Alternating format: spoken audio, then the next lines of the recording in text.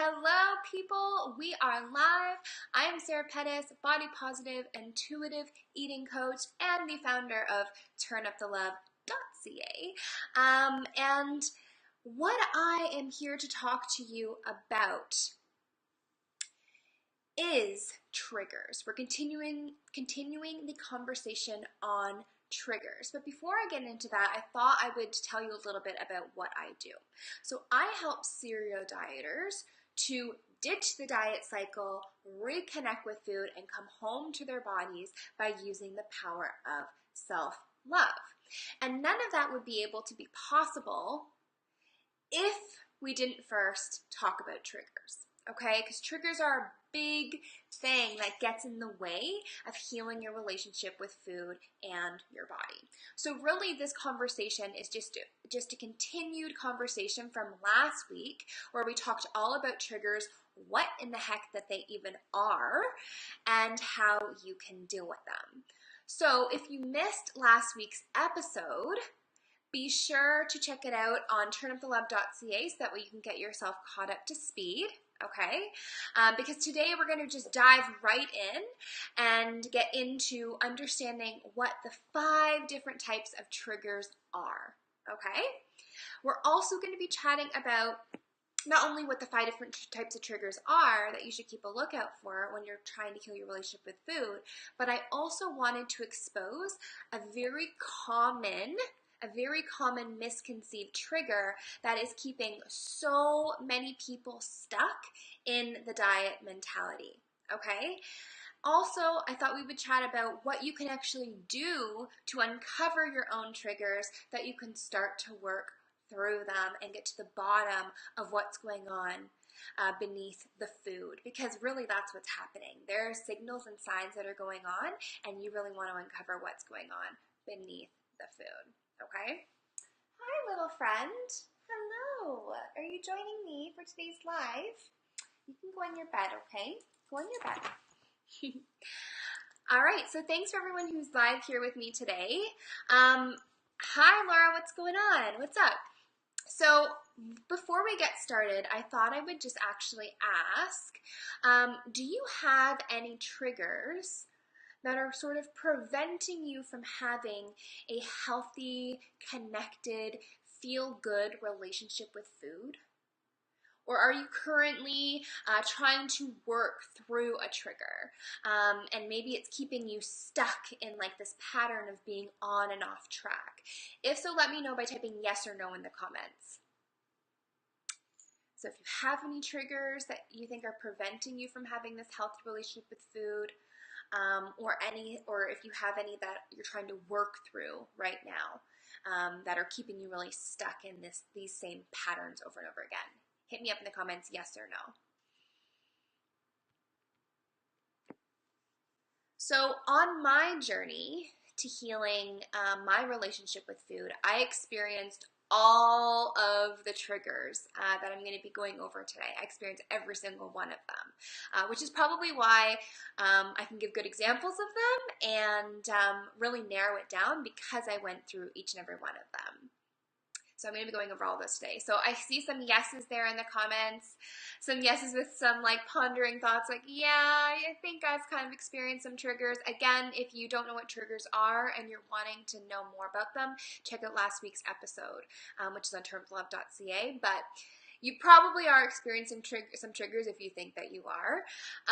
So when I was experiencing all of these triggers, like I said, each and every one of the ones that I'm going to be chatting about today, I didn't even realize that they were getting in the way of me and my relationship with food. I didn't even realize that because of these triggers, I was really sabotaging myself, okay, in one way or another.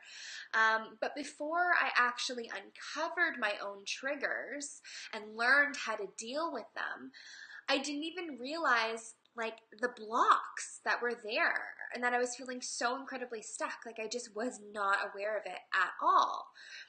Honestly, I was just thinking, oh, you're just a failure, you don't have enough willpower, your motivation sucks, you're lazy, right? All of these negative, critical thoughts is what was coming up for me, and really that's that's kind of what I was experiencing. Never did I stop and kind of go, okay, well, what's going on here, right? And we're going to talk a little bit about that. So really, I just thought that I was the problem.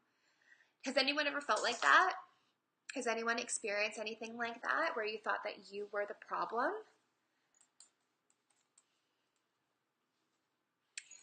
I'm curious to know because I definitely thought I was the problem. I thought I was just super unmotivated and super lazy and was just not getting it. But the thing is what was really happening here was that I just wasn't aware of what was actually going on, right? I wasn't aware of what was actually going on. So if you are experiencing this and you want to know what these 5 triggers are, we're going to get into it. Hell yeah, I see in the comments. Yes, you felt this way. You thought you were the problem. Yeah. We feel that we are broken, right? We feel that we're unfixable, but that's just not the truth at all. It's just our limiting critical beliefs that are taking over and running the show. So it's super important to get really clear on what these triggers are, okay, like I talked about last week, so that way we can start to address them and work through them. So that's why I really wanted to break them down in super detail so we can pinpoint them and start working through them rather than having them block and prevent us from having this amazing, nourishing, free, healthy relationship with food and your body. Okay, so just to recap, we're going to be breaking down the 5 different types of triggers that you should keep a lookout for when you're working to heal your relationship with food. I'm also going to expose a really common misconceived trigger that keeps so many disconnected eaters feeling stuck. And I want to help you to uncover your own triggers so that way you can start to work through them yourself and really get to the bottom of what's going on beneath the food. Cool? So who's ready? We're getting ready to get started? We're ready to get started? I'm going to say a hell yes, and we're just going to do this, okay? So the 5 different types of triggers you should look out for. What are they? Okay? And as I start to go through these triggers, if they are really resonating with you when I'm going through them, let me know by dropping an emoji in the comments. Okay, or just tell me what you're noticing so I can help to categorize these triggers for you as we start to go through them. Okay, sound good? Awesome, thanks guys. So the first trigger I want you to pay attention to, and this is probably the most common based on the episode I did last week on triggers. It sounded like a lot of people were experiencing this one. And this one here is the emotional trigger, okay? The emotional trigger. So an emotional trigger is typically when you react or respond to any type of emotion. But oftentimes this is usually those negative emotions, emotions that don't always feel so good, right? And you respond or you react by eating in an unhealthy way or choosing unhealthy eating behaviors. Anyone know what I'm talking about there, right? So example, from last week, I talked a lot about the loneliness trigger, okay? So I mentioned that, say for example, your husband goes out of town, he has to do like a work meeting and has to leave town, and you're left alone, and you really don't like the feeling of being alone in your house or when he leaves out of town. So in order to deal, you order an extra large pizza and you start watching episodes of The Real Housewives, binge watching episodes of The Real Housewives, right? So that would be a loneliness trigger, right? It's a slew of emotions that are coming up, whether it's sadness, loneliness, anger, frustration, and instead of dealing with that, you tend to gravitate towards food to sort of help you cope so that way you're not having to deal or feel those emotions, okay? So that would be an emotional trigger. So that's the first trigger that I want you to pay attention to and be aware of is the emotional trigger, all right? Again, if any of these are resonating with you, drop some emojis in or let me know what you're experiencing so then I can help you to categorize what trigger you're feeling, okay? And also one more thing I wanted to mention about emotional triggers is these tend to happen because you're wanting that escape. I don't know if I said that or not, but you're wanting that escape. So you're not wanting to deal with the emotion at hand, right? So it's kind of like that distraction. And I mean, like I said, like this is probably the most like common or relevant trigger that tends to come up with disconnected eaters, or anyone that has struggled with their relationship with food, especially for women, because I mean, we're feelers, right? That tends to be a innate gift that we've been given, is that we're feelers and we feel things really deeply. So these ones tend to be the ones that we notice the most. The women that I work with tend to notice these ones bang on. They're like, yeah, like I definitely have emotional triggers. Whereas the other ones that I'm going to now get into tend to be a little bit more beneath the surface, something that you may not be realizing that's happening. Okay? So that's the emotional trigger, number one. Number two, the next trigger I want you to pay attention to is the thought trigger. Okay? The thought trigger. So the thought trigger tends to be a thought or a belief that feels so incredibly true, like it's just like so incredibly true, or it feels really powerful, that it keeps you feeling stuck in thinking that there's absolutely no other way. There's no other way, like that is the only way. So you're just in that place, you're feeling stuck, and those thoughts just keep coming up over and over and over and over again. Okay? So for example, an example of a thought trigger would be, I will never lose weight. That's an example right there. I will never lose weight. Another one could be, I will never, ever heal my relationship with food. It's just not going to happen for me. Or I will always be broken, right? So these are such powerful thoughts that they begin to feel so incredibly true to you, and they vibrate in your body as truth, and you begin to think that there's really no other way. But that's just not true, right? So thought triggers are often the triggers that most of the time the women that I work with need the most support with. They need the most support with these.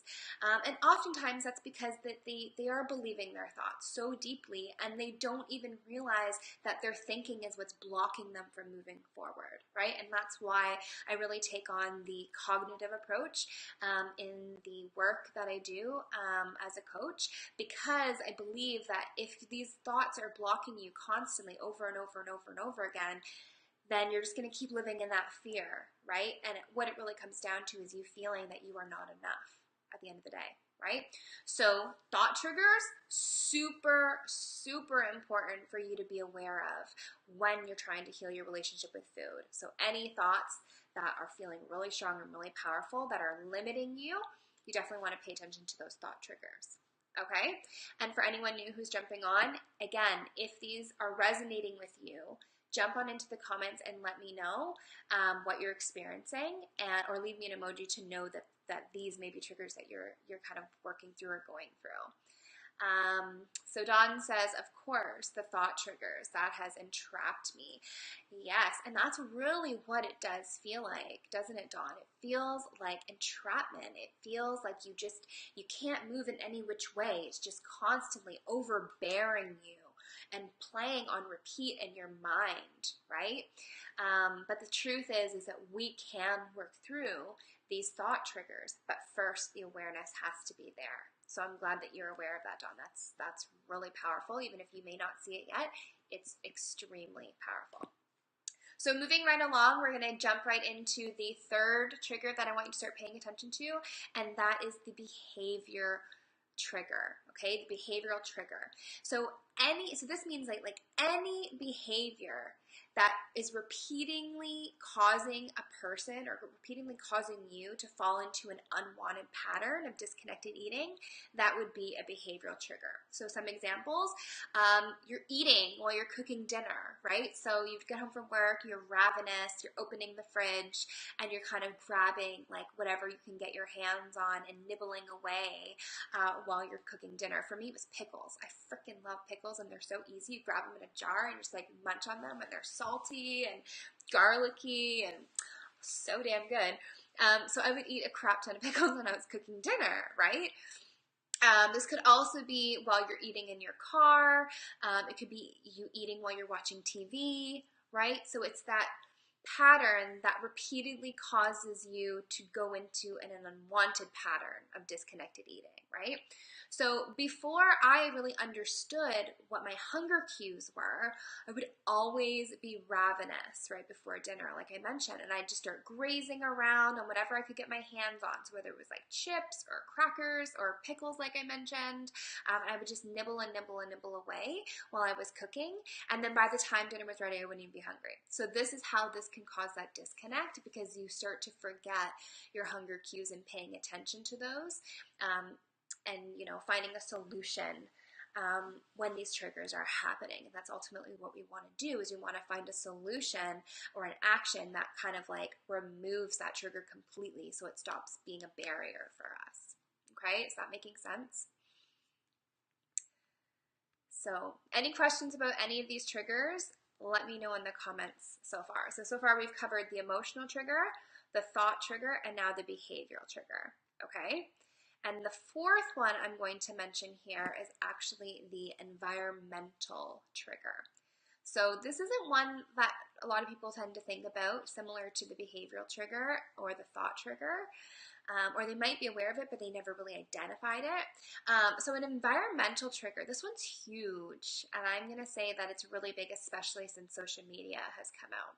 So an environmental trigger is an event that really takes place in a person's space.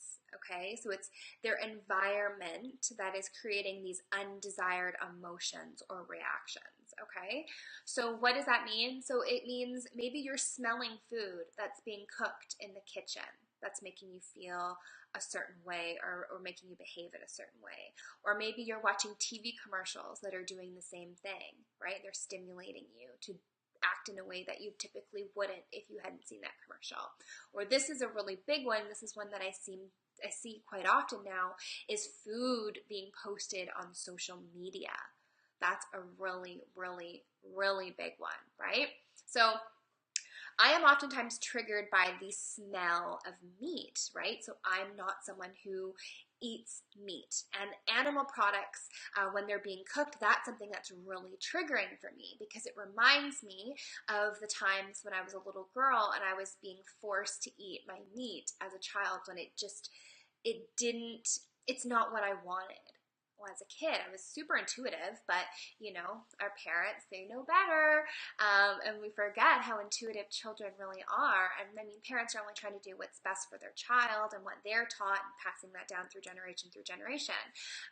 But smelling meat or animal products, that makes me go back nostalgically into the times that I was a child and being forced to sit there at the dinner table and eat all of the meat on my plate, even though I didn't want it, right? So that can be really triggering for me.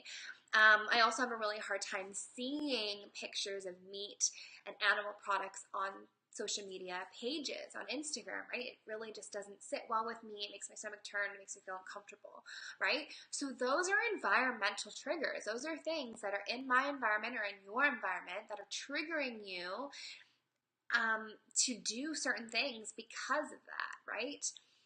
So that's a very big trigger to pay attention to, and probably not one that you might have realized or noticed, right?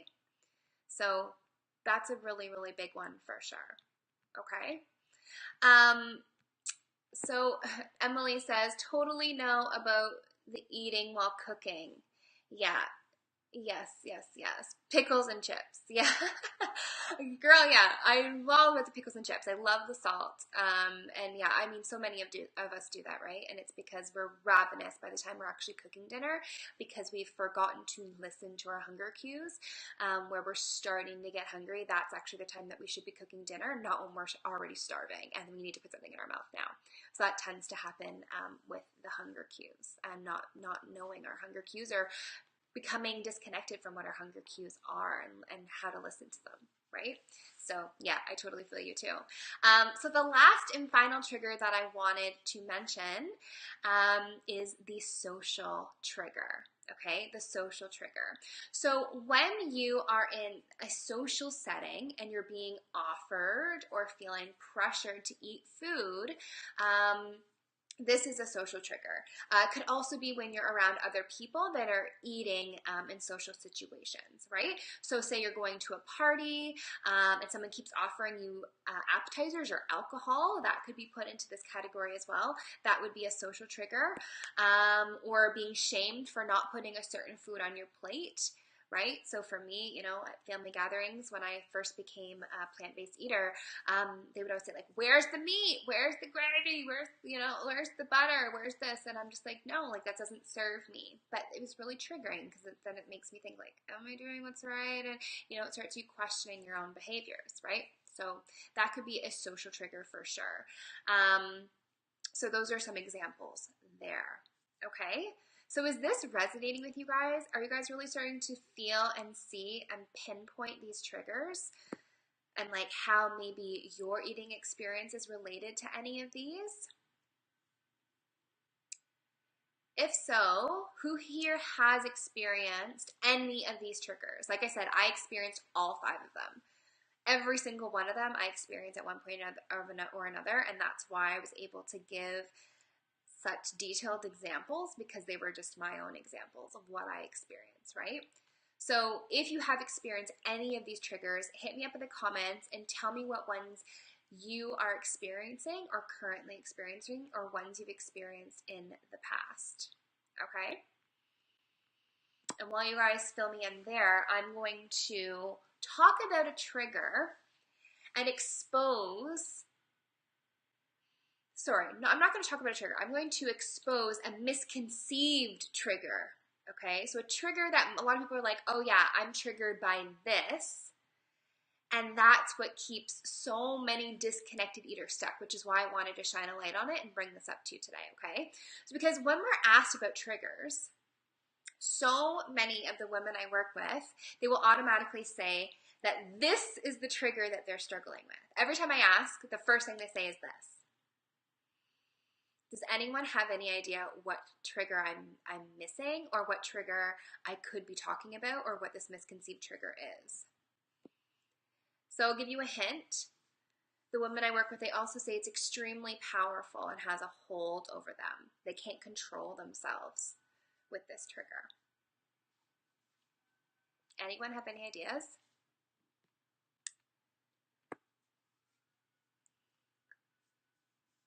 So is there a trigger you think I'm missing? Or do you know what this misconceived trigger might be? Okay, I can't hold back anymore, I have to tell you. So it's actually, this misconceived trigger is actually food. It's food. Food is not a trigger, okay? And so many people think that food is a trigger. And of course you would, right? Of course you would, especially if you were stuck in the diet mentality where you're looking at food as being bad, right? You're like, oh, this food, this sugar, this chocolate, these chips, they're triggering me. Whenever they're around, I have no self-control with food. That's the diet mentality. That's what the diet mentality has brainwashed you into thinking, right? That's what it has done, right? However, food isn't the actual trigger. It's actually the ideas and the thoughts that we have around particular foods that cause it to be triggering. Okay? So let me say that again. It's actually the ideas and the thoughts that we have around particular foods that cause it to be triggering. Okay? But I'm not going to get too much into that now, because next week I'm actually going to be diving really deep in on this topic about how food isn't actually a trigger, and I'm going to share the 3 reasons why it isn't, and how you should keep an eye out for that, okay? Because it's actually categorized in the thought trigger. Yeah, food isn't a trigger. It's actually your thinking that goes on with food that is triggering you, the thoughts around the food, okay? So I just wanted you to be aware of this right now, because as you start to narrow down and really start to pinpoint your own triggers, I don't want you thinking that food is a category of a triggers. They're only the 5 triggers that I mentioned. And let me just recap one more time for you. so that way we're really clear. So we have the emotional trigger, we have the thought trigger, we have the environmental trigger, the behavioral trigger, and the social trigger. Okay? So let's see what you guys have written about your own triggers. So Dawn says, yes, environmental takes me back to childhood and keeps me held by past unhealthy behaviors. Very much so it does. You know, we're very nostalgic humans, and we can easily be pulled back into that space, that time when we felt something or we acted in a certain way. Usually it stems back to childhood. That's very common. And remember what a trigger is. It's a connection between the conscious mind and a buried painful memory, right? That's what a trigger actually is. So, I mean, environmental totally makes sense as to why it would cause these reoccurring unhealthy behaviors whenever you're in a situation that was similar to that buried painful memory, right? So I'm glad that you were able to identify that, Dawn. That's great. And Emily says, yes, I think I've experienced all of them at some stage. Definitely. I totally feel you there. Some are harder than others to navigate. Yep, they totally are. Like I said, emotional, yeah, comes up. Definitely. And social are probably the most challenging. They are, right? Because oftentimes when we are feeling emotional or we're in social situations, we feel like we are out of control, right? We feel like we have no control over what's happening, but that's just not true. We need to kind of create a plan and a plan of action of some alternatives that we can do when we notice these triggers taking place to ensure that we're setting ourselves up for success and having a better, well-grounded relationship with food. And it all comes down to that awareness, okay? So thanks, guys, for sharing those. That's really great. I'm really glad that you guys are getting to the bottom of this. I think it's going to be really helpful for you on your journey. So what can you do to actually uncover your own triggers, right? So it sounds like Dawn and Emily are really well on their way. But if you are kind of struggling with this and you're having a hard time getting to the bottom of what your own triggers are, just know that you can and will start to work through them, and you will find out what's going on beneath the food, right? Food is surface level. We need to get down here. We need to figure out what the heck is going on. That's the only way that we can really heal this thing. And diets are not going to do that for us. So if you're still stuck in the diet mentality, you might be in the wrong space, because I don't do diets over here. I go deep, okay?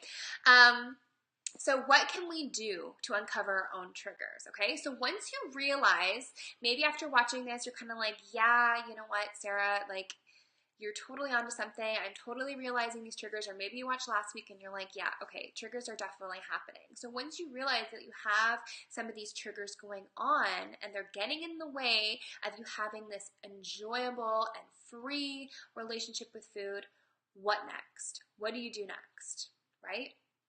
So last week I mentioned, you know, before you can do anything else and move forward at all, you have to get super clear and pinpoint what your triggers are and catch them before they go into this unwanted behavior, okay? So remember, as I discussed last week, you want to make sure that you are being kind and you are being gentle and you're being loving towards yourself when you are in this discovery mode, okay? Because I don't want you to go into this with judgment. Okay? I don't want you to go into this with judgment, and all I want you to do is be aware as to what's going on. And I always like to describe this as me being like a freaking little detective with a magnifying glass, and damn, do I know how to use a magnifying glass now, right? It's being so incredibly gentle and just looking and just saying, okay, what is up here? What is happening? Pay attention, okay? So what are you feeling? What do you do afterwards? What are you thinking, right? Notice what's happening here with the foods, okay? So let me ask you this. Who here is ready to get to the bottom of what your triggers are? Say yes. Or hit me up in the comments with a hell yeah. Screw the yes. Let's hit me up in the comments with a hell yeah if you're ready to get to the bottom of these triggers.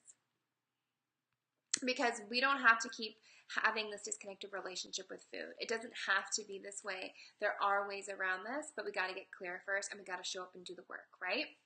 So if you are actually really wanting to explore these triggers further and get really super clear and concrete on what's going on behind the food, you can find out what your triggers are by grabbing a free workbook I created. It's actually called Uncover Your Triggers Workbook, and it's just gonna really help you to get to the bottom of your triggers by asking some really deep and explorative questions, okay? So you're gonna find out what your current relationship with food looks like and what you could be doing instead to heal, okay? So I hear some hell yeses there. Awesome, thank you, Em. So that's what I really want for you. I really want you to start doing this work, okay? That's why I created this workbook, because it's the same kind of questions I asked myself when I was trying to figure out what my own triggers were and what was preventing me from healing my own relationship with food, okay? And if you want to grab that, like I said, it's totally free. You can actually grab your copy.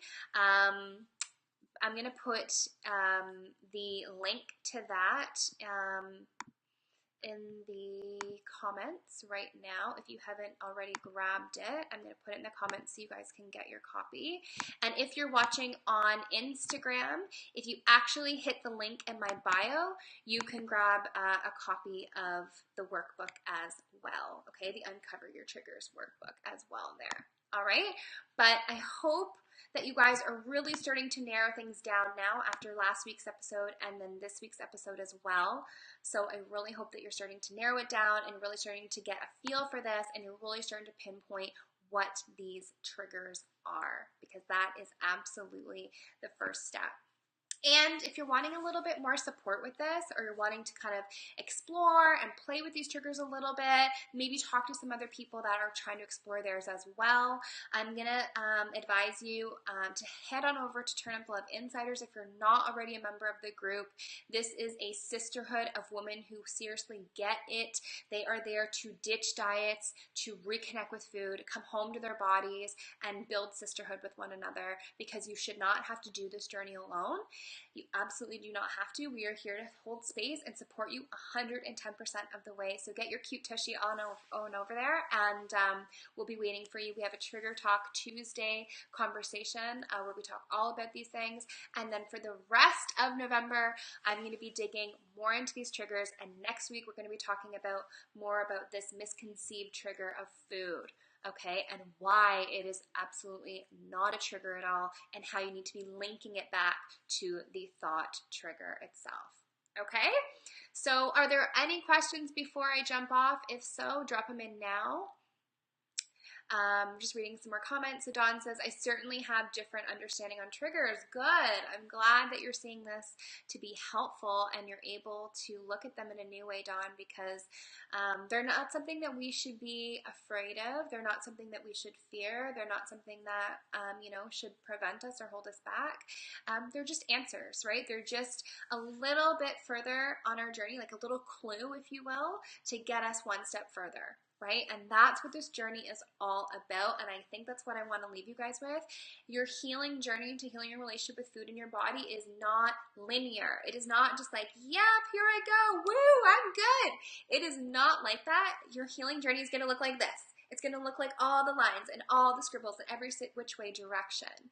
And that squiggly line is totally okay, because I promise you that once you start this journey, you're going to be further than you've ever freaking been. You will never go back to being the person that you were before you started this journey. And the more that you keep boycotting diets and the diet culture, the stronger you're going to get, and the more this is going to make sense to you. Okay? So grab your workbook, get the Uncover Your Triggers workbook. Let's start digging in on this. Join the Turn Up Love Insiders Facebook group, and we're here to support you 110% of the way. I will see you guys next week. Enjoy the rest of your day. Bye, guys.